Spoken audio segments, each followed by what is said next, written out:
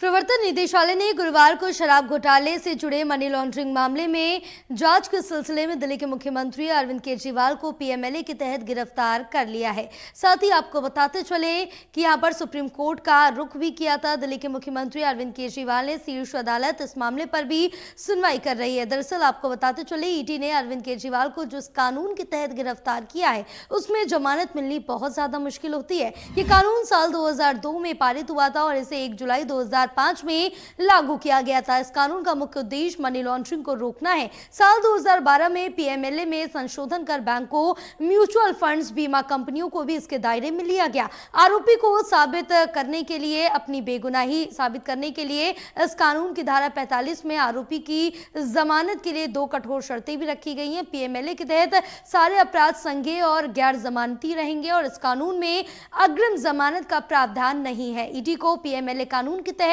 कुछ शर्तों के साथ बिना वारंट आरोपी के परिसर की तलाशी लेने और उसे गिरफ्तार करने संबंधी कई जब्ती और कुर्की का भी अधिकार प्राप्त है। पीएमएलए के तहत अरेस्ट होने वाले को ही अदालत में यह साबित करना होता है कि उस पर लगे आरोप बेबुनियादी हैं और जेल में रहते हुए आरोपी के लिए खुद को निर्दोष साबित कर पाना आसान नहीं होता। अगर उदाहरण के तौर पर समझे तो दिल्ली की आम आदमी पार्टी सरकार के ही 2 पूर्व मंत्री मनीष सिसोदिया और सत्येंद्र जैन पीएमएलए के तहत जेल में और एक अन्य आप नेता संजय सिंह भी पीएमएलए में गिरफ्तार हुए थे और फिलहाल जेल में हैं। तो वहीं मौजूदा सरकार ने 2018 में पीएमएलए में एक और संशोधन करते हुए इसकी धारा 45 में आरोपी की जमानत के लिए 2 कठोर शर्तें जोड़ दी थी और ये 2 शर्तें थी, जमानत याचिका के खिलाफ लोक अभियोजक को सुनने के लिए अदालत के पास ये मानने के लिए उचित आधार हो कि आरोपी अपराध का दोषी नहीं है और जमानत पर रहने के दौरान उसके द्वारा कोई अपराध करने की आशंका भी नहीं है। साथ ही पीएमएलए में संशोधन को लेकर सुप्रीम कोर्ट में करीब 100 याचिकाएं दायर हुई थी।